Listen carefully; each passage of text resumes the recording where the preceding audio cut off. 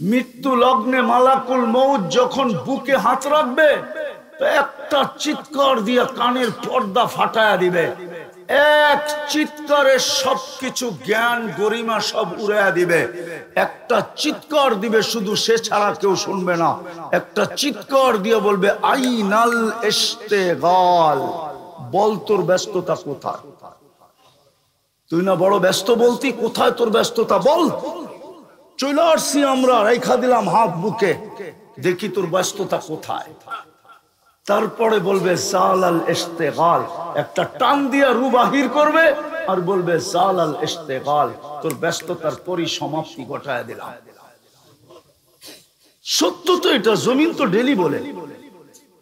শুধু জমিন বলে না, বরিশালের মানুষ কুয়াকাটা সমুদ্র বলে, পাথর গাটা সমুদ্র প্রতিদিন বলে আলা কুল্লা ইয়াউমিন ওয়াল বাহরু ইস্তাযিনু রাব্বা।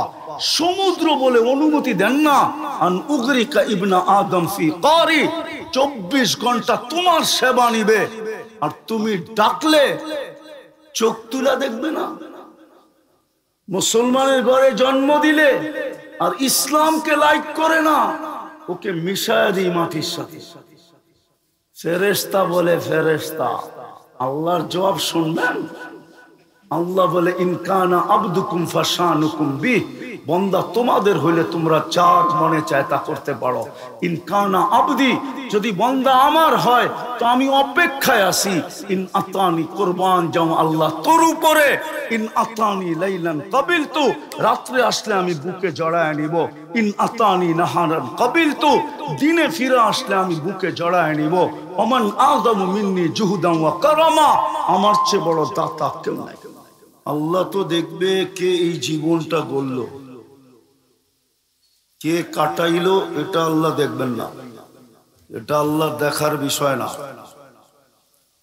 আল্লাহর বিষয় হলো জীবনটাকে গড়ল। ভাই সরান না, সরান সরান, বললাম না শয়তান আপনাদেরকে শুনতে দিবে না। শয়তান কিন্তু আজকে পাগড়ি পরেও আসবে, আবার হুজুরের বেশেও আসবে, বিভিন্ন বেশ ধরে আসবে শয়তান। কেননা মনোযোগ দিয়ে শুনতে দিবে না। আল্লাহর হুকুম হলো মনোযোগ দিয়ে শুনো। এরকম পরিস্থিতি তৈরি করবে, মনোযোগ দিতে দিবে না, পরিবেশকে নীরব থাকতে দিবে না। কেননা যদি আল্লাহর হুকুম মানা হয় তাইলে এখানে কিছু ঘটবে, আর আল্লাহর হুকুম যদি মানা না হয়, কথা কিন্তু চেঞ্জ হয়ে গেছে। আল্লাহর হুকুম না মানার কারণেই তো আজকে এই দুর্দশা। শুধু বাপ নিয়া চলি, বাপ নিয়া। বাপ বোঝেন না? মনে হয় বোঝেন না। বাপ বোঝেন? বাপ শুধু অহংকার নিয়ে চলি। আজকে মুসলমানের দুরবস্থা তো এই জন্যই, আল্লাহর হুকুম মানে না বিদায় দুরবস্থা। সারাদিন ভোগ করে আল্লাহরটা, কারটা ভোগ করেন সারাদিন? কার জিনিস ভোগ করি? নুন কার খাই সারাদিন? বলুক তো এই মজমা যে ডেলি 200 বার কেউ আল্লাহ বলে? কোন যুবক বলুক আমি ডেলি 10 বার আল্লাহ বলি মনের থেকে? পানির দামে যদি অক্সিজেন কিনতে হতো, পানির দামে, আমি ভান্ডারিয়া চিনি এমন না যে ভান্ডারিয়া চিনি না, পানির দামে যদি অক্সিজেন কিনা ব্যবহার করতে হতো তো বাড়িঘর তো দূরের কথা, ল্যাংটি পড়ার পয়সাও থাকতো না। ডেলি 16,500 টাকা বিল দিতে হইতো, 16,500। 1 লিটার 30 টাকা দিয়ে যদি কিনতে হইতো, আপনি 550 লিটার অক্সিজেন নেন,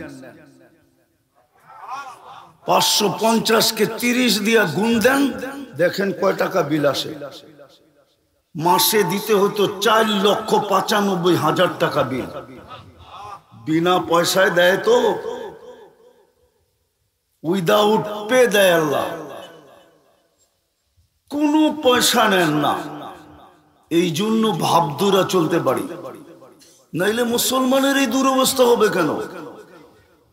যাকে কোরআন বলে ইন্নাল্লাহ আস্তাফা, যাকে আল্লাহ নির্বাচিত করলেন। মানুষ দুনিয়ায় নির্বাচিত হইলে জমিনে হাঁটে না, নির্বাচিত হওয়ার জন্য পাগল হয়ে যায়। দুনিয়ায় নির্বাচিত হইলে মাটিতে হাঁটে না, ঠিক না? না দেখেন নাই, আরো দেখবেন বেঁচে থাকলে। যেই মানুষ দুনিয়ায় নির্বাচিত হইয়া জমিনে হাঁটে না, আপনার আমি তো আল্লাহর থেকে নির্বাচিত, আল্লাহ নির্বাচিত করছে আপনাকে। ইন্নাল্লাহ আস্তাফা, আল্লাহ বলে আমি তোকে নির্বাচিত করছি। কেন? লিদ্দিন, ইন্নাল্লাহ আস্তাফা লাকুমুদ্দিন। যদি দুনিয়ায় কোন সংস্থায়, কোন কোম্পানি, কোন অফিস, কোন সেক্টর, কোন জিনিসের জন্য মানুষ নির্বাচিত হয়, আর যদি নির্বাচিত অবস্থায় যেই কাজের জন্য নির্বাচিত হলো সেই কাজ যদি না করলো, সেই কোম্পানিতে যদি কাজ না করলো, তাহলে কোম্পানি তাকে বেতন দিবে না আসামি হিসাবে তাকে ধার্য করবে? যদি দুনিয়াতে কোনো জায়গায় নির্বাচিত হওয়ার পরে, সিলেক্টেড হওয়ার পরে, ওই কোম্পানির বাহিরে যদি চোখ উঠানোর সুযোগ না থাকে, আপনি বলেন আপনি তো মুসলমান হিসেবে নির্বাচিত। আজকে ইসলাম আপনার ভিতরে কতটুকু বলেন? ইসলামকে কতটুকু আপনি পছন্দ করেন? আমি রাজনীতি আলাপ করতেছি না, আপনাকে বুঝাইতে চাইতেছি। আপনি তো মুসলমান হিসেবে নির্বাচিত, আপনার ভিতরে ইসলাম কতটুকু? ইসলামকে আপনি গলা লাগাইলেন কতটুকু? আপনাকে তো আল্লাহ নির্বাচিত করলো ইসলামের জন্য। যুবককে তো আল্লাহ নির্বাচিত করলো মুসলমানের ঘরে। আমাকে তো নির্বাচিত করলো মুসলমান মায়ের কোলে। আমি তো আল্লাহর পক্ষ থেকে নির্বাচিত।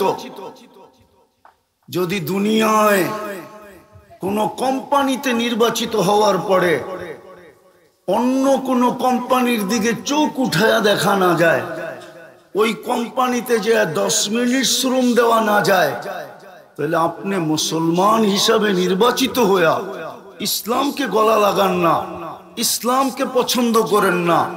যদি ইসলামকে পছন্দ করত, তাইলে আমার সমাজের যুবকরা কেন নেটে দেখা চুল কাটতো? জিজ্ঞাসা করেন, নেটে দেখা চুল কাটে কি কাটে না? 50-100 টাকার চুল 500 টাকা দিয়ে কাটে কি কাটে না? আমার সমাজের যুবকরা 14 তারিখ কেন উদযাপন করবে? 14 তারিখ চিনেন? মনে হয় চিনেন না, ঠিক না? কি ফেব্রুয়ারির 14 তারিখ কেন ভালোবাসা ডে উদযাপন করবে? 31st নাইট কেন উদযাপন করবে? বলেন বিজাতির পোশাকে কেন নিজেকে রঙিন করবে? বিজাতির চাইল চলনে কেন চলবে? অথচ 24 ঘন্টা তো সেবা দিতেছে আপনাকে আল্লাহ। অক্সিজেন না দেখাইলাম, বাকি তো দেখাইলাম না, বাকি এটাকে খুলে দেখানো যায়। প্রতিদিনে কোটি টাকা পৌঁছানো যায়। এই শরীরটা কোনো প্রযুক্তি দিয়ে চলে না, এটা মানতে হবে দুনিয়াকে, যে এই শরীরটা বিজ্ঞানের কোনো থিওরি দিয়ে চলে না, এটা কোনো প্রযুক্তি দিয়ে চলে না, এটা আল্লাহ চালায় বিদায় চলে। এটা কোনো প্রযুক্তি দিয়ে দুনিয়ার চলে না, প্রযুক্তির সাথে ফিট করে দেখানো যায়। যদি একটা দেহ প্রযুক্তি দিয়ে চালাইতে হতো, তাহলে বুঝে আসতো যে ডেলি ব্যয় করতে হতো কত। আল্লাহ তো 24 ঘন্টা আপনাকে সার্ভিস দিতেছে, আমাকে সার্ভিস দিতেছে। নির্বাচিত মুসলমানের ঘরে আপনি ইসলামকে গলা লাগাইলেন কতটুকু? মনে প্রাণে ভালোবাসেন কতটুকু? বোঝা গেল আমার সমাজ ইসলামকে ভালোবাসে না। বাবে বিজাতির রঙে রঙিন হইলেই আমি ভালোবাসা পাবো ওদের। আমার কথা নোট করে রাখেন, আপনি আর কি বান্ডারিয়ার ছেলে আর কি ওদের কাছে ভালোবাসা পাবে? বাংলাদেশের আইডি আর বাংলাদেশের পাসপোর্ট আমাকে বুঝাইতে হবে না। আমি অহংকার করে বলতেছি 103টা দেশ দেখছি, বেশি দেখি নাই। 60টা মহাদেশ দেখছি, বেশি দেখি নাই। কয়টা দেশ? 60টা মহাদেশ দেখছি, বেশি দেখি নাই। আমি চিনি যাদের কাছে আমেরিকান পাসপোর্ট আছে, যাদের কাছে আমেরিকান কার্ড আছে, গ্রিন কার্ড আছে, ওরাই যখন ভালোবাসার পাত্র হইতে পারে না, বান্ডারিয়ার ছেলে আর কি তুমি ভালোবাসার পাত্র হইবা? বান্ডারিয়ার মেয়ে আর বেপদ্রায়ের চোরা কতটুকু ভালোবাসার পাত্র হবে? ওরাই তো ভালোবাসার পাত্র হইতে পারে না। যাদের কাছে আমেরিকান পাসপোর্ট আছে, কানাডিয়ান পাসপোর্ট আছে, ইংল্যান্ডের পাসপোর্ট আছে, অস্ট্রেলিয়ার পাসপোর্ট আছে, ইউরোপের পাসপোর্ট আছে, ওরাই তো ওদের কাছে প্রিয় পাত্র হইতে পারে না। যদিও পাসপোর্ট দিছে, যদিও গ্রিন কার্ড দিছে, যদিও নাগরিক সুযোগ সুবিধা দিছে, তারপরও তো ভালোবাসার পাত্র হইতে পারে না। তুমি বান্ডারিয়ার থেকে কই থেকে ভালোবাসার পাত্র হবা? আমার কথা কর্কশ মনে করেন না, ভালো মতে বোঝেন, কাজে দিবে। আজকে আল্লাহর হুকুম না মানার কারণে মুসলমানের এই দুরবস্থা। মুসলমান সারা দুনিয়ায় নির্যাতিত। আমি বাংলাদেশের মহার অতি করে চিনি। আমি ঢাকা শহর বাস করি, ঢাকা শহরে বড় হয়েছি, যদিও আমি বরিশালের পোলা, বরিশালের ছেলে, আমি এই দক্ষিণ অঞ্চলের ছেলে।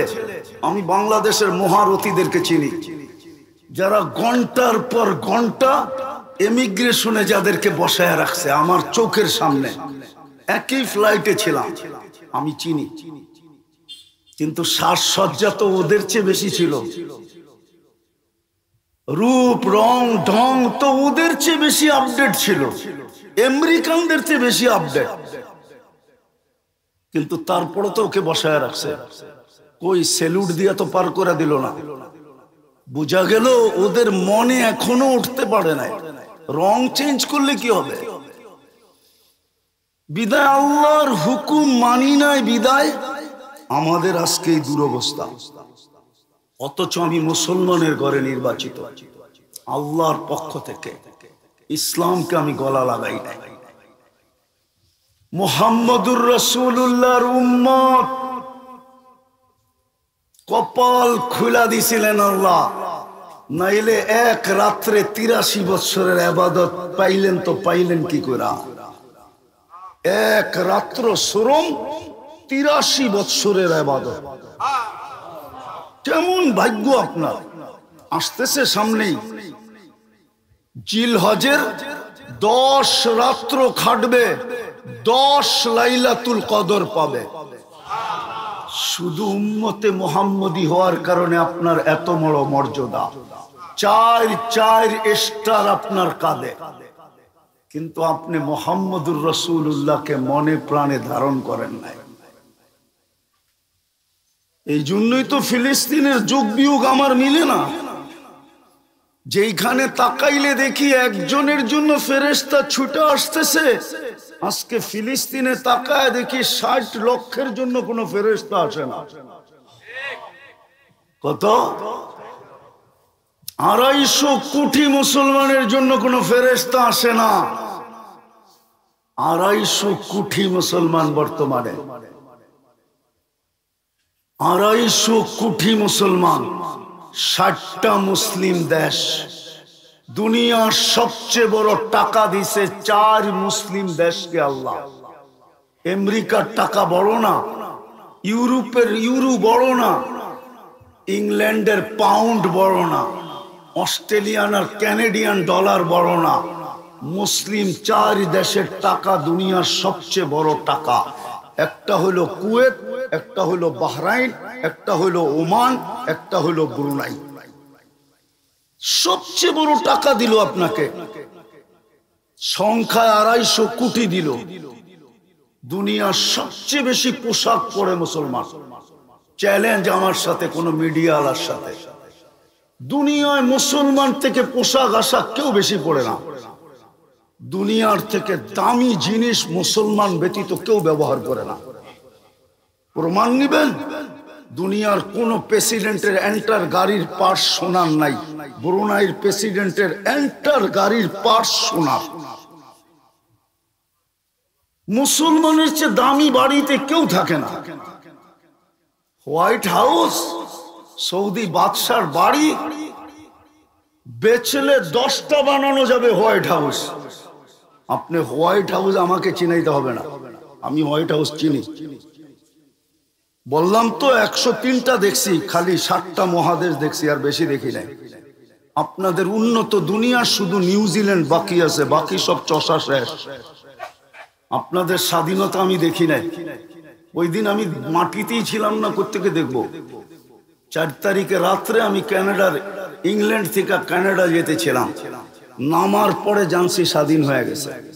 ওই সময় তো আমি আকাশে ছিলাম, আকাশে আল্লাহর কাছাকাছি ছিলাম। আমি ওই দিন জমিনেই ছিলাম না। এই জন্য আপনাদেরকে পায়ে হাত দিয়ে বুঝাইতেছি, মুসলমানের চেয়ে বেশি কাপড় চোপড় কেউ পরে না। মুসলমানের চেয়ে খাওয়ার আইটেম দুনিয়ার কেউ বেশি খায় না। মুসলমানদের চেয়ে ব্র্যান্ডের জিনিস কেউ বেশি ব্যবহার করে না। বিশ্বাস হয় না? এখন নেটে সার্চ দেন, সার্চ দিয়ে দেখেন মাইক্রোসফটের মালিক বিল গেটসের এক একটা প্যান্টের দাম কত। জানি না ওনার পরিচয় আমি, ওনার পাঞ্জাবি এর চেয়ে দামি, ওর প্যান্টের চেয়ে দামি ওনার গার পাঞ্জাবি। জিজ্ঞেস করেন কত দিয়ে কিনছে। এখন নেটে সার্চ দেন আপনি, বিল গেটসের সবচেয়ে দামি প্যান্ট কত আপনি দেখেন, নেটে দেওয়া আছে। ওর শার্টের দাম কত। আর বাংলাদেশের মুসলমান টি শার্ট পরে 2.5 লক্ষ টাকা, জুতা পায়ে দেয় 20 লক্ষ টাকা। বাংলাদেশের নেটে আছে একজনের জুতার দাম 20 লাখ টাকা। ও পায়ে দেয় না মাথায় দেয়। মুসলমানের চেয়ে ব্র্যান্ডের জিনিস দুনিয়ার কেউ ব্যবহার করে না। জান জান রাডু দেখেন, ওর অফসাইটে যে সার্চ দেন সবচেয়ে বেশি কারা কিনে মুসলমান। তারপরও নির্যাতিত কেন? কেন ফেরেশতা আসে না? আসবে তো আসবে কেন? নির্বাচিত তো করলো আপনাকে মুসলমান হিসাবে।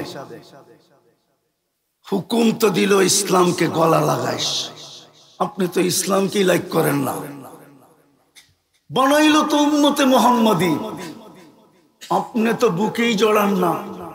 কয়দিন থাকবেন এইখানে? আমি 60 জায়গায় চলে আসছি। কয়দিন থাকবেন এইখানে? কয়দিন বলেন? কবির কথাই তো সত্য হবে। মিলে খাক মে আহলে শাহ कैसे कैसे। দক্ষিণ অঞ্চলে হাজারো ঐতিহ্য রাখা আছে। জান জান জান, সবচেয়ে বেশি নওয়াব ছিল দক্ষিণ অঞ্চলে। দক্ষিণ অঞ্চল চিনেন?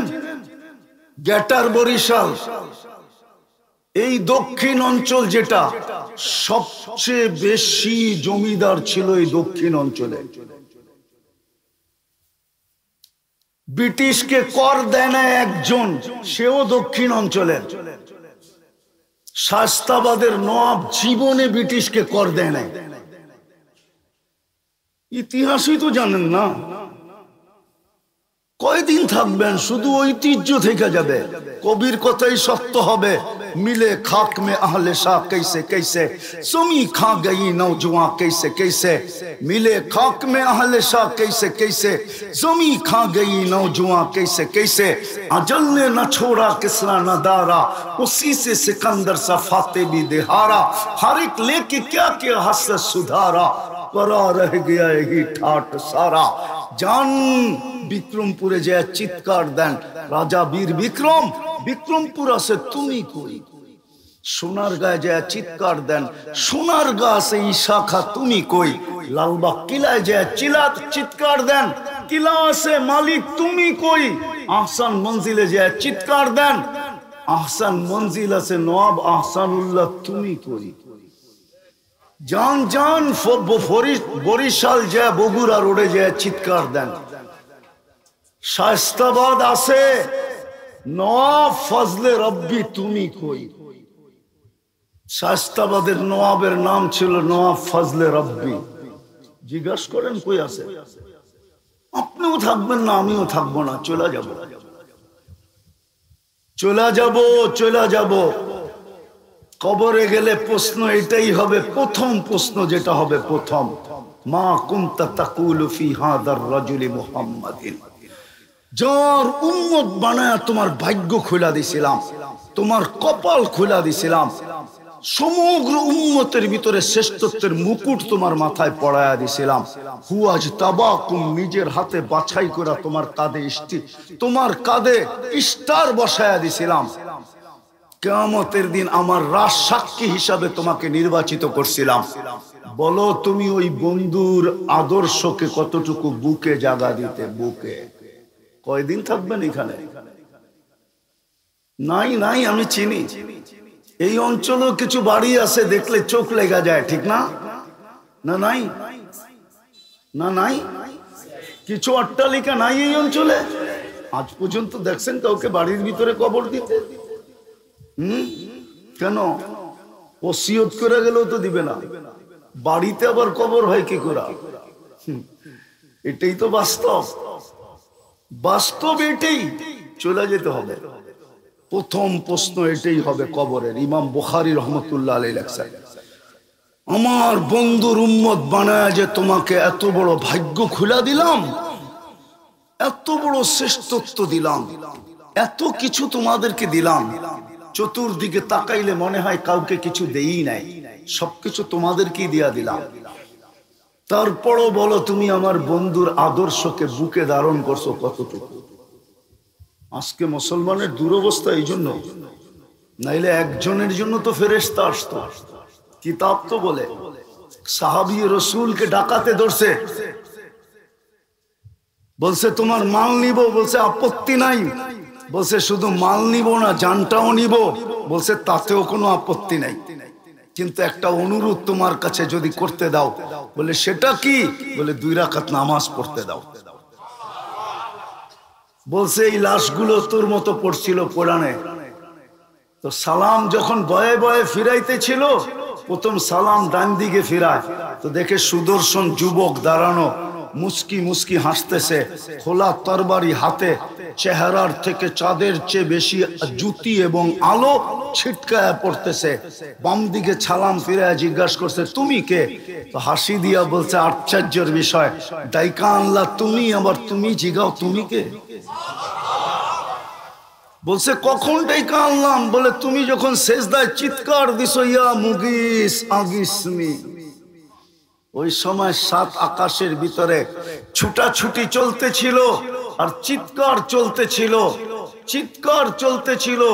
কোন বিপদগ্রস্তের আওয়াজ, আল্লাহ হুকুম দিতে দেরি আমরা চাপায় পড়তে দেরি করব না। বলে 4র্থ আকাশ থেকে আমি নির্বাচিত হয়েছিলাম।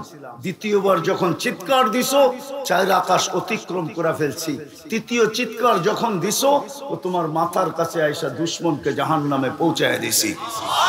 বলছে এটা আমার বিশেষত্ব? বলছে না, তোমার মতো নামাজ যে উপহার দিবে কিয়ামতের সকাল পর্যন্ত আমি তার জন্য অপেক্ষায় থাকবো। বলেন ভান্ডারিয়ার কয়জন মানুষ নামাজ পড়ে? বলেন বলেন বলেন, কয় পার্সেন্ট? আরে বলেন না, কয় পার্সেন্ট? 90%ই তো নামাজ পড়ে না। 5 বেলা ডাকে কে? 24 ঘন্টা বক্ষণ করেন কাঠটা, ব্যবহার করেন কাঠটা, সার্ভিস দেয় কে? সেবা দেয় কে? ওই আল্লাহই তো ডাকতেছিল, ইউহয়ী ওয়া ইউমীত, যার হাতের ভিতরে আমার জান, যার হাতে হায়াত, যার হাতে মউত, উনিই তো ডাকতেছিল। সামান্য পদস্থ ব্যক্তি, ওনাদের দাপটেই তো মাঝে মাঝে আমরা স্টেজে বসতে পারি না। আর আল্লাহ তো 99 পদের মালিক। কয় পদের? শুধু আল্লাহ নাকি? শুধু আল্লাহ হলে তো মনকে বুঝাইতে পারতাম। শুধু আল্লাহ তো না রহমান, আল্লাহ তো না রহিম, শুধু আল্লাহ তো না মালিক, কুদ্দুস, সালাম, মুমিন, মুহাইমিন, আসিস, জব্বার, মুতাকাব্বিরুল খালিকুল বারিউল মুসাব্বিরুল গফফারুল কাহ্হারুল ওয়াহ্হাবুর রাজ্জাকুল ফাত্তাহুল আলিমুল কাবিদুল বাসিতুল খাফিদুর রাফিউল মুইজ্জুল মুযিল্লুস সামিউল বাসীরুল হাকামুল আদলুল লতীফুল খবীরুল হালিমুল আযীমুল গফুরুশ শাকুরুল আলিয়ুল কবীরুল হাফিজুল মুকিতুল হাসিবুল জলিলুল করিমুর রকিবুল মুজিবুল ওয়াসি আল হাকিমুল ওয়াদুদুল মজিদুল বাঈসুশ শাহীদুল হকুল ওয়াকিলুল কবিয়ুল মতিনুল ওয়ালিয়ুল হামিদুল মুসি আল মুবদি আল মুঈদ আল মুহয়ি আল মুমীত আল হাইয়্যু আল কাইয়্যুম আল ওয়াজিদ আল মাজিদ আল ওয়াহিদ আল আহাদ আল সামাদ আল কাদির আল মুক্তাদির আল মুকদ্দম আল মুআক্খার আল আউয়াল ওয়াল আখির আল যাহির ওয়াল বাতিন আল ওয়ালি আল মুতাওয়ালি আল বরর আল তাওয়াব আল মুনতাকিম আল আফু আর রাউফ মালিক আল মুলক যাল জালালি ওয়াল ইকরাম আল মুকসিত ওয়াল জামি ওয়াল গনি আল মুগনি আল মানি আল দার আল নাফি আল নূর আল হাদি আল বদি ওয়াল বাকি আল ওয়ারিস ওয়াল রশিদ আস সাবুর জাল্লে জালালু 99 পদের মালিক আল্লাহ ডাকে। তারপরও তো 90 ভাগ আসে না, 90 ভাগ আসে না। কালকে এই চেহারাটা কি করে দেখাবো? কোন পরিচয় দিব? কোন আইডি শো করব? আপনার কাছে আইডি আবু তালেবের চেয়ে বড় আইডি দুনিয়ার কারো কাছে ছিল না, কারো কাছে হবে না। আবু তালেবের মতো বড় আইডি, আবু তালেবের মতো বড় কার্ড, হ্যাঁ ট্রাম কার্ড, সবচেয়ে বড় কার্ড ছিল আবু তালেবের কাছে। মুহাম্মদুর রাসূলুল্লাহর চাচা 44 বছর যাকে লালন পালন করছেন, মুহাম্মদুর রাসূলুল্লাহকে 44 বছর লালন পালন করছেন। আপনি তো আপনার নবীকে চিনেনই না। ওই ব্যাপারে তো আমাদের আলোচনা নাই, পড়া নাই, লেখা নাই। ওই ব্যাপারে তো আমাদের আলোচনা নাই, আপনি তো চিনেনই না। মুহাম্মদুর রাসূলুল্লাহকে শুধু জানেন নবী, শান জানি না, মান জানি না, আমি কতটুকু প্রয়োজন রাখি এটাও জানি না, আমার জন্য কি করছেন, কি করতেছেন, কি করবেন এটাও জানি না। মুহাম্মদুর রাসূলুল্লাহর চাচা, এতটুকু বোঝেন, যদি সম্মান বুঝতে চান এতটুকু বোঝেন। সমগ্র সৃষ্টির আগে যদি আমি তাকাই তো কোরআন আমাকে বলে যিনি আল্লাহর সামনে বসা। কার সামনে? সমগ্র সৃষ্টির আগে।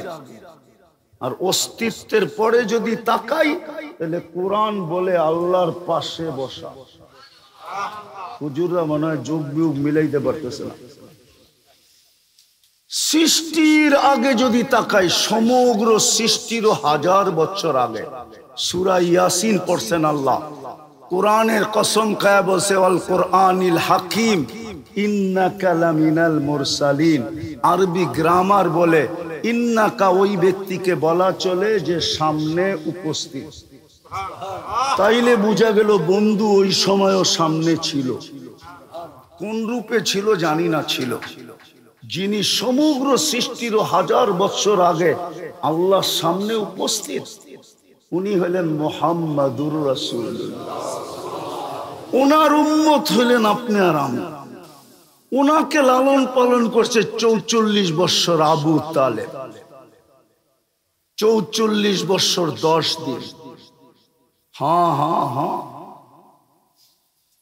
কিন্তু দুনিয়ার কোনো পরিচয় চলে নাই, চলে নাই, চলে নাই, চলে নাই। চলেন শেষটা শোনায় দেখি বোঝেন কিনা। আল্লাহর রাসূল 2 হাতে চাচাকে কবরে নামাইছেন। 2 হাত। এই হাত মুহাম্মদুর রাসূলুল্লাহর হাত। হায় হায় হায় হায় হায়। যার হাতের ছোঁয়া পাইলে ভাগ্য খোলে। কি হাতের ছোঁয়া পাইলে? হাতের ছোঁয়া পাইলে ভাগ্য খোলে। যার হাতের ছোঁয়া পাইলে ভাগ্য খোলে, যার চেহারা দেখলে ভাগ্য খোলে, যার সান্নিধ্যে আসলে ভাগ্য খোলে, যার পিঠের ছোঁয়া পায়া খেজুর গাছ মেম্বারে পা দিতে দেরি, চিৎকার দিতে দেরি করে না। আছে কিতাবে লেখা, আছে কিতাবে, আছে কি কিতাবে লেখা আছে। যার হাতের ছোঁয়া পাইতে দেরি আনাস ইবনে মালিকের দস্তরখান জীবনে কোনোদিন আগুন একটা সুতা পর্যন্ত পোড়াইতে পারে না। ওই হাত দিয়া চাচাকে নামায় একটা চিৎকার দিছে, আম্মি আম্মি মা তারাক্তালি সাবিলা। চাচা চাচা আমার জন্য কোনো রাস্তা রেখে গেলেন, কোন রাস্তা রাখলেন না আমার জন্য চাচা। এইদিকে এইদিকে আমার জন্য কোনো রাস্তা রাখলেন না চাচা, কোনো রাস্তা রাখলেন না। বলছিলাম চাচা, বলছিলাম কলেমা পড়েন, বলছিলাম কলেমা পড়েন, পড়েন নাই। বলছিলাম কলেমা পড়েন, পড়েন নাই। বলছিলাম ঠোঁট হেলান, হেলান নাই। বলছিলাম চুপ থাকেন, তাও থাকেন নাই। যদি চুপও থাকতেন তারপরও আমি যুক্তি তর্ক দাঁড় করাইতে পারতাম, কিন্তু শেষমেশ আপনি চিৎকার দিলেন আলা মিল্লাতি আব্দুল মুত্তালিব।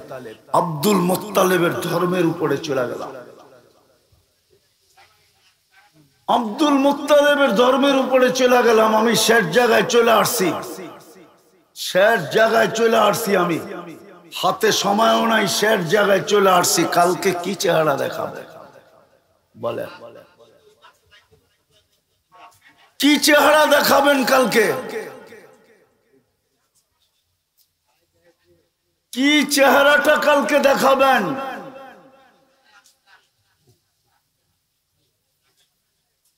কি চেহারা কালকে দেখাবেন? উনাকে পাঠায় দেন, স্টেজে পাঠায় দেন। উনি আগে ডিসিপ্লিন ঠিক করুক, তারপরে সময় থাকলে আমি কথা বলবো, নাহলে চলে যাবো। কেননা কথা উপর থেকে আসে, এইখান থেকে আসে না। কোত্থেকে আসে? এইখান থেকে কথা আসে না। আর আপনি মনে করেন না আমি আপনাদের এলাকার আসার লোক না, কিন্তু যদি ডিসিপ্লিন উনি নষ্ট করতে চায় ওনাকে পাঠায় দেন। উনি এখানে মাইকে ডিসিপ্লিন ঠিক করুক, তারপরে সময় থাকলে কথা বলবো, নাহলে চলে যাবো।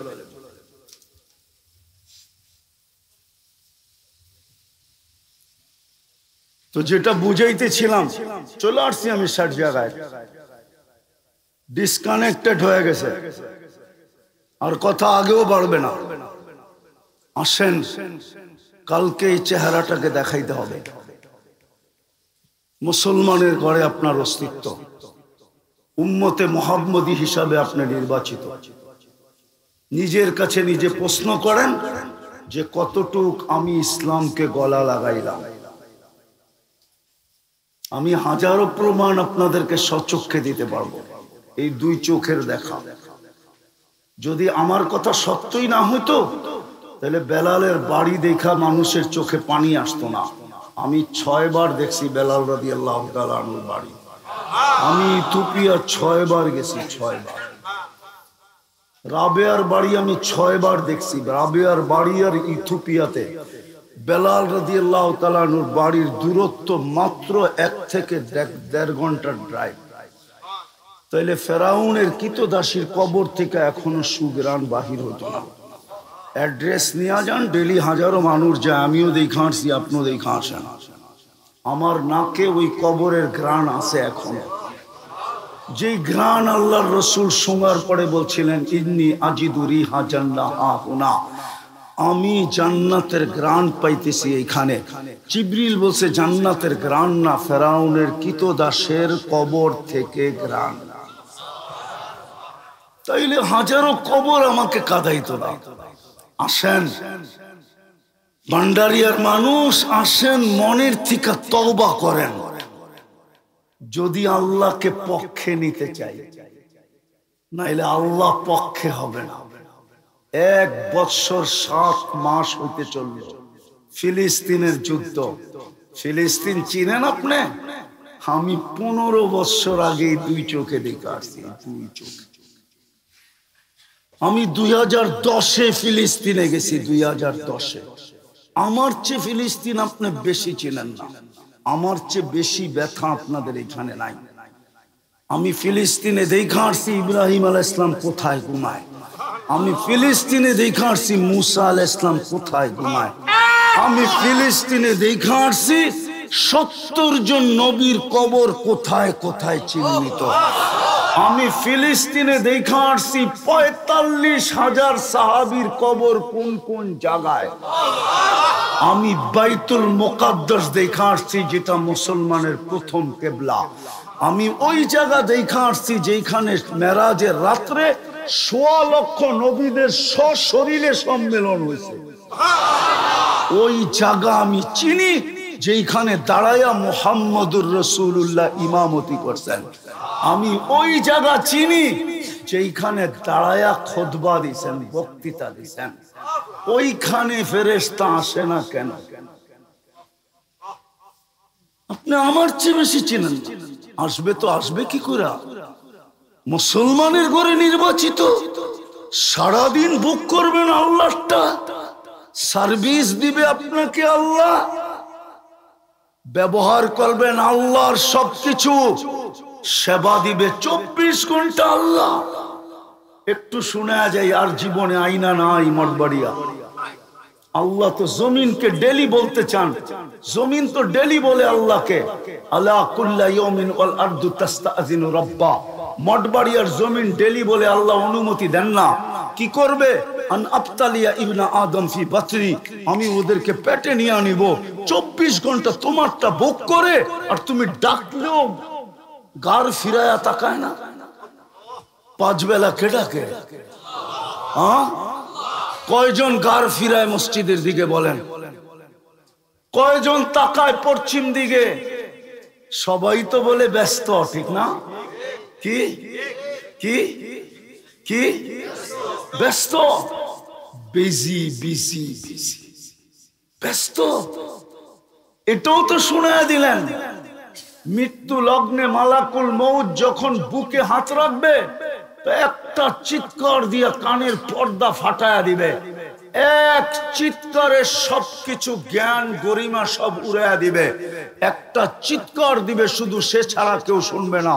একটা চিৎকার দিয়ে বলবে আইনাল ইশতিগাল, বল তোর ব্যস্ততা কোথায়? তুই না বড় ব্যস্ত বলতি, কোথায় তোর ব্যস্ততা বল? চলে আসছি আমরা, রেখা দিলাম হাত বুকে, দেখি তোর ব্যস্ততা কোথায়। তারপরে বলবে জালাল ইশতিগাল, একটা টান দিয়া রু বাহির করবে আর বলবে জালাল ইশতিগাল, তোর ব্যস্ততার পরিসমাপ্তি ঘটায় দিলাম। সত্য তো এটা, জমিন তো ডেলি বলে। শুধু জমিন বলে না, বরিশালের মানুষ কুয়াকাটা সমুদ্র বলে, পাথরঘাটা সমুদ্র প্রতিদিন বলে আলা কুল্লা ইয়াউমিন ওয়াল বাহরু ইস্তাযিনু রাব্বা। সমুদ্র বলে অনুমতি দেন না, আন উগরিকা ইবনা আদম ফি কারি, ২৪ ঘন্টা তোমার সেবা নিবে, আর তুমি ডাকলে চোখ তুলা দেখবে না। মুসলমানের ঘরে জন্ম দিলে আর ইসলামকে লাইক করে না, ওকে মিশায়া দিই মাটির সাথে। ফেরেশতা বলে ফেরেশতা, আল্লাহর জবাব শুনবেন?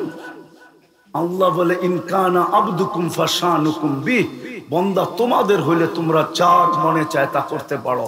ইনকানা আবদি, যদি বান্দা আমার হয় তো আমি অপেক্ষায় আছি। ইন আতানি কুরবান যাও আল্লাহ তোর উপরে, ইন আতানি লাইলান কাবিলতু, রাত্রে আসলে আমি বুকে জড়ায় নিব।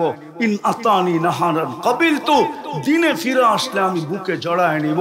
ওমান আযমু মিন্নি জুহুদান ওয়া কারামা, আমার চেয়ে বড় দাতা কেউ নাই।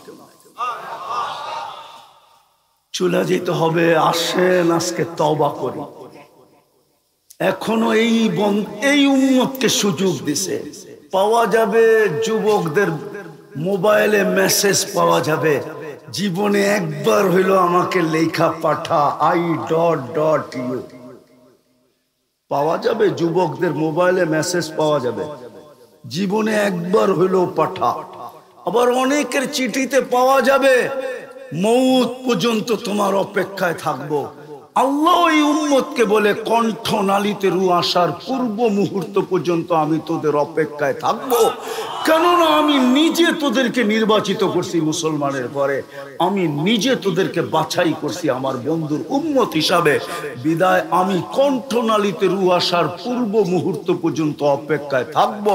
তুই হাত উঠাইতে দেরি, মান নাদানি তালাক্কাইতুহু মিন বাঈদ, তুই হাত উঠাইতে দেরি, আমি হাতছানি দিয়া বুকে জড়ায় নিতে দেরি করব। ইনতাবু ফানা হাবিবুহুম, ফিরে আসতে দেরি, আমি বন্ধু হিসাবে স্বাগত জানাইতে দেরি করব না। করবেন তওবা? কে কে করবেন দেখি? পাক্কা মনের ঠিকা? হ্যাঁ, তাইলে বলে দেন, আল্লাহ অতীত থেকে তওবা করলাম। নামান নামান নামান, এই উম্মতের পুরা করার প্রয়োজন নাই। কেননা এই উম্মতের 80 বছর বয়স হইলে কি হবে? 80 বছরের হিসাব তো নিবেন না, আল্লাহ নিবেন না, সত্য বলতেছে। লেখা রাখেন, মিডিয়ায় কথা যেতেছে, প্রথম 15 বছর তো নিষ্পাপের খাতায় লেখাই থাকে, যতক্ষণ পর্যন্ত প্রাপ্ত বয়স্ক না হয়। তারপরে যার হয়ে গেল, যতক্ষণ ঘুমাই ততক্ষণ কলম উঠানো থাকে, আমাদের বিরুদ্ধে কিচ্ছু লেখা হয় না। এটাও কনসিডার রইল। আর কতটুকু? শুধু এতটুকুর হিসাব নিলাম। আসেন, তওবা যখন করলেন তো চলেন অঙ্গীকার করি যে আজকের থেকে ইসলামকে গলায় লাগাবো। লাগাবেন? ইসলামের সাথে গলা লাগাবেন? যুবকরা কি বলে লাগাবে? নাইলে তুমি লেখা রাখো, আমার লেখা রাখো। আমি প্রথমেই বলছিলাম লেখা রাখো। তুমি গ্রিন কার্ডও পাইতে পারো, তুমি ওই দেশের পাসপোর্টও পাইতে পারো, কিন্তু তুমি কোনোদিন প্রিয় হইতে পারবে না। কেননা তুমি জানো না যেটা ও জানে। ও জানে জন্মের সাথে সাথে আযান আর ইকামতের মাধ্যমে তোমার ভিতরে একটা আগুন ঢুকায় দেওয়া হয়েছিল। ওই আগুন কয়লা পুরাটাও যদি নিভা যায়, কিন্তু কয়লা তার পেটের ভিতরে ওই আগুনটাকে ধারণ করে রাখবে। জীবনে কোনো পর্বেও যদি ওই কয়লাটা ভাঙ্গা হয়, তাহলে ভিতরের আগুনটা ধাউ ধাউ জ্বলমান সবার চোখে পড়বে, আর ওটার উপরে বাতাস দিলে আবার প্রজ্বলিত হবে। আযান ইকামত দিয়ে তোমার ভিতরে ওই আগুনটা ঢুকায় দেওয়া হয়েছে, ওটা জীবনে কোনোদিন নিভবে না। এটা তুমি জানো না, ওরা জানে। এই জন্য তুমি যতই রঙে রঙিন হও, যতই পাসপোর্ট পাওয়ার গ্রিন কার্ড পাও, কোনোদিন তুমি প্রিয় পাত্র হতে পারবে না, না না না না না। এই জন্য চলো যুবক, ইসলামকে গলা লাগাই, ইসলামের সাথে আমার গলাটা লাগাই, আল্লাহ রাজি হয়ে যাক। আজকে আমি বলবো না যে আল্লাহ আমাদের উপরে নারাজ, আমি বলবো না যে আল্লাহ আজকে আমি বলবো না যে আল্লাহ আমাদের উপরে নারাজ, আমি বলবো না আল্লাহ আমাদেরকে ভুলে গেছেন, আমি বলবো না আমরা আল্লাহর দুশমন হয়ে গেছি, আমি এটা বলবো না।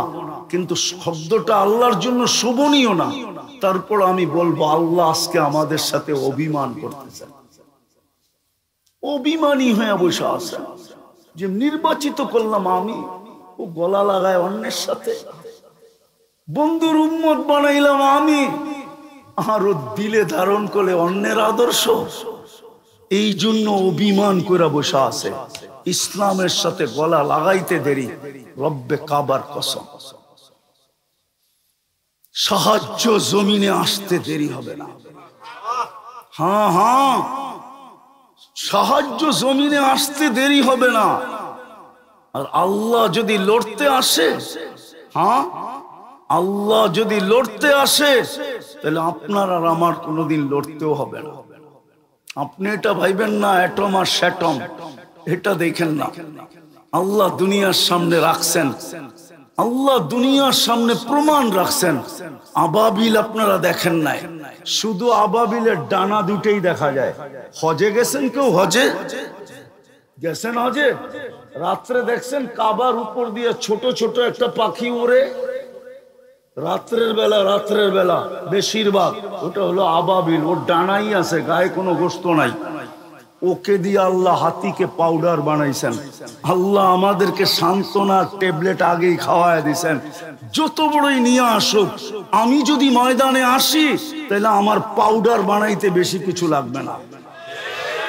আরো উপমা দিছেন আল্লাহ আমাদেরকে বুঝানোর জন্য। নমরুদের রাজত্ব 800 বৎসরের ছিল, কোনো অপোজিশন ছিল না। মশা ঢুকার আগে 400 বৎসর, মশা ঢুকার পরে 400 বৎসর।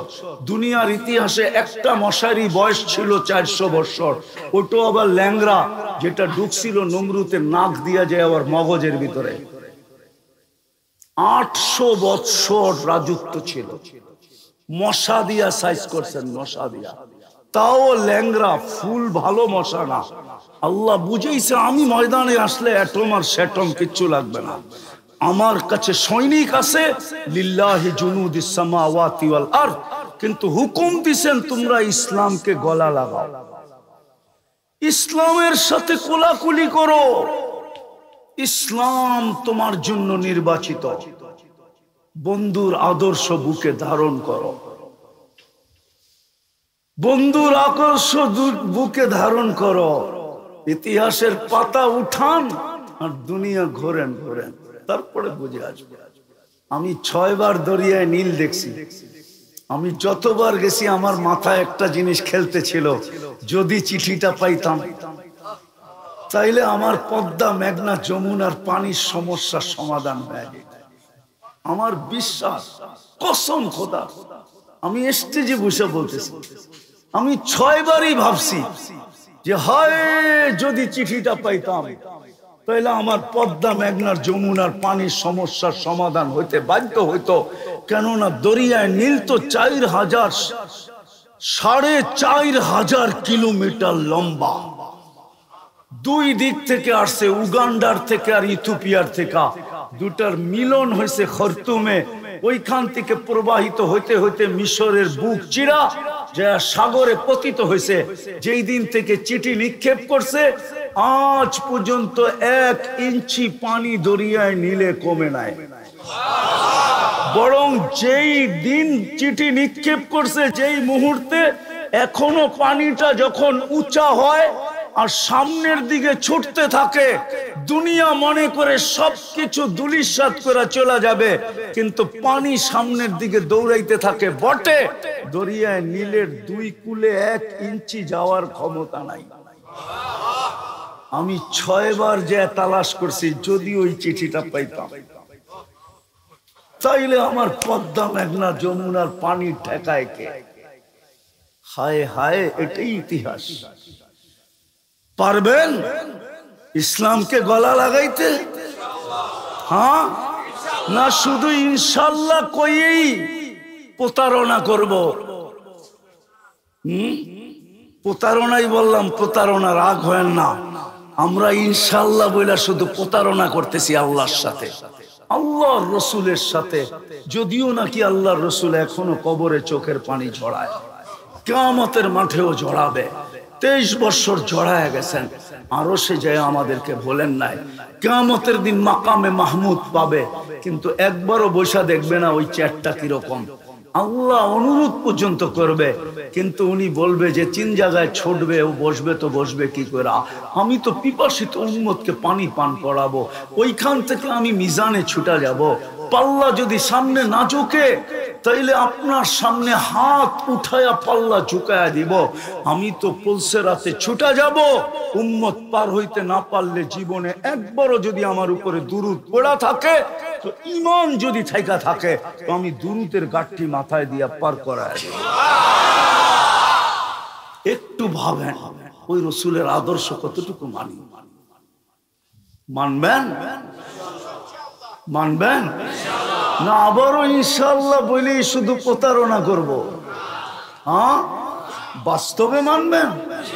ওটার প্রমাণ হলো যদি আজ থেকে বান্ডারিয়ার প্রত্যেক মানুষ বলে 100% কিছু করি আর না করি, নামাজ ছাড়বো না না না না। আমি একটা প্রশ্নের জবাব দিয়ে শেষ করব। আমার জাতির শিক্ষিত সমাজ, আমার জাতি বেশিরভাগকে দেখি একটা প্রশ্ন করে, যে দুনিয়া একদিকে দৌড়াইতেছে, হুজুররা কেন আরেক দিকে দৌড়াইতেছে? হুজুররা কেন মাদ্রাসার পিছে দৌড়াইতেছে, মসজিদের পিছে দৌড়াইতেছে, মক্তবের পিছে দৌড়াইতেছে, হেফজোখানার পিছে দৌড়াইতেছে, ইসলামের পিছে কেন দৌড়াইতেছে? আমার সমাজ প্রশ্ন করে হুজুররা কেন এই দিকে দৌড়াইতেছে? ওরা কেন বিজ্ঞানের দিকে দৌড়ায় না? ওরা কেন উন্নতির দিকে দৌড়ায় না? তাহলে আমি আপনাকে প্রশ্ন করব, দেশের 50% আয়, 50% আয়, দেশের 50% আয় সরকার কেন সুরক্ষা খাতে ব্যয় করে না? করে না? সুরক্ষা খাত বুঝেন? দেশের সীমান্তকে সুরক্ষা করার জন্য, সার্বভৌমত্বকে সুরক্ষা করার জন্য, বিতর্গত আইন শৃঙ্খলা সুন্দর রাখার জন্য, এটার পিছনে কেন 50% দেশের জনগণের থেকে নেওয়া অর্থকে ব্যয় করে? কেন ব্যয় করে? আমারটার জবাব আমি এই জন্যই দিতেছি, কেননা এটা ব্যতীত সীমান্ত সুরক্ষিত থাকবে না, এটা ব্যতীত আকাশপথ সুরক্ষিত থাকবে না, এটা ব্যতীত নৌপথ সুরক্ষিত থাকবে না, এটা ব্যতীত আমাদের এই ভূখণ্ড সুরক্ষিত থাকবে না, এটা ব্যতীত আমাদের দেশের অভ্যন্তরীণ আইন শৃঙ্খলা ঠিক থাকবে না, মানুষ সুখে শান্তিতে বাস করবে না। ঠিক তদ্রূপ হুজুররা যদি এটার পিছনে না দৌড়ায় তো 4 জিনিস সুরক্ষা থাকবে না। দ্বীন আর ইসলামের অক্ষর সুরক্ষিত থাকবে না, যে যেরকম মনে চায় এরকম উচ্চারণ করতে থাকবে। কোরআন হাদিসের অক্ষর সুরক্ষিত থাকবে না। এই জন্য হুজুররা নির্বাচিত কারীরা যারা অক্ষরকে সুরক্ষিত করছেন। দ্বিতীয়, শব্দকে সুরক্ষিত থাকবে না, এই জন্য হাফেজরা দ্বিতীয় বাহিনী শব্দকে সুরক্ষিত করতেছেন, কারো কোরআন হাদিসের শব্দ এদিক ওদিক করার সুযোগ নাই। তৃতীয় বাহিনী যারা মানি অর্থ তফসির সুরক্ষিত করছেন, কোরআনের ভুল অর্থ ভুল তফসির করা পাও বাড়ানোর কোনো সুযোগ নাই। তৃতীয় বাহিনী ওলামারা এটাকে সুরক্ষিত করছেন যেন কিয়ামতের সকাল পর্যন্ত সুরক্ষিত থাকে। চতুর্থ, একটা মানুষকে কোরআন হাদিসের রূপে রূপান্তরিত করার জন্য আল্লাহ ওয়ালারা সুরক্ষার দায়িত্ব নিছেন। এই 4 বাহিনী নির্বাচিত আল্লাহর পক্ষ থেকে, এই জন্যই আমরা দৌড়াইতেছি। কিন্তু একটা প্রশ্নের জবাব এটাও দিতে চাইতেছি, আপনি যদি ভাবেন যে আপনি এটা মিটায়া দিবেন, ইম্পসিবল। দুনিয়া আজ পর্যন্ত চেষ্টা করে পারে না, আপনি আর কি চেষ্টা করে পারবেন? দুনিয়া আজ পর্যন্ত পারে নাই। রাশিয়া 85 বছর চেষ্টা করছে কিন্তু পারে নাই। নেটে সার্চ দিয়া দেখেন, রাশিয়ায় মুসলমানের সংখ্যা বেশি না খ্রিস্টানের সংখ্যা বেশি?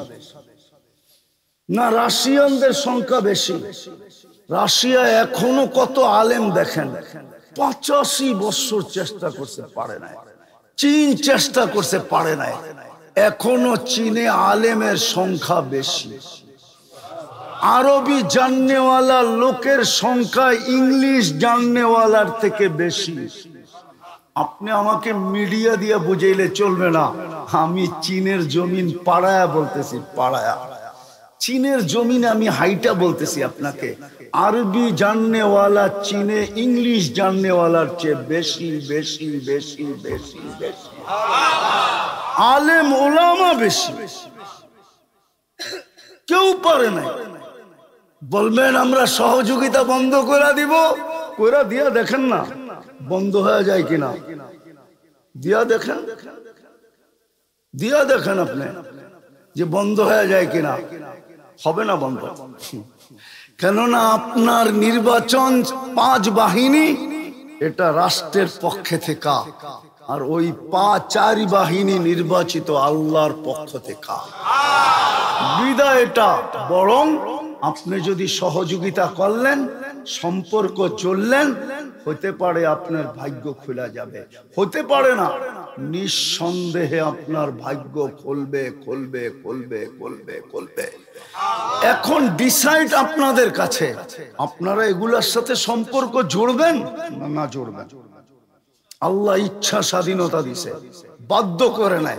নাইলে একটু আগেই তো দেখাইলাম, ডেলি বিল পে করতেছে আল্লাহ 16,500 টাকা, 550 লিটার অক্সিজেন দেন ডেলি আল্লাহ। আর আপনি চলবেন আল্লাহর বিরুদ্ধে? এটা কোনোদিন পসিবল ছিল না। শুধু ইচ্ছা স্বাধীনতা দিছে বিদায় সম্ভব, ওটাও মৃত্যু লগ্ন পর্যন্ত দিছেন, এরপরে ইচ্ছা স্বাধীনতা নাই। মৃত্যু পর্যন্ত আপনাকে ইচ্ছা স্বাধীনতা দিছে, যেমন খুশি তেমন চলতে পারো। হ্যাঁ হ্যাঁ হ্যাঁ, কিচ্ছু বলবে না। এই জন্যই তো কাউকে কিচ্ছু বলে না, শুধু তাকায় তাকায় দেখে নাযিরুন কাইফা তা'মালুন। আর শুধু মাঝে মাঝে চিৎকার দেন, ফান্তাযিরু ইন্নী মাআকুম মিনাল মুনতাযিরিন, অপেক্ষা করো, আমিও অপেক্ষায় আছি। সীমারেখা পা দিতে দেরি, তোমাকে ছমেরা উঠাইতে দেরি করব না। এই জন্য নামাজ পড়ার সাথে সাথে এই জিনিসগুলোর সাথে নিজেদের সম্পর্ক জড়ব। মসজিদ, মাদ্রাসা, মক্তব, হেফজোখানা, হক্কানি আলেম ওলামা আল্লাহ ওয়ালাদের সাথে জড়বেন। আল্লাহ আমল করার তৌফিক দান করেন। ওমা আলাইনা ইল্লাল বালাগ।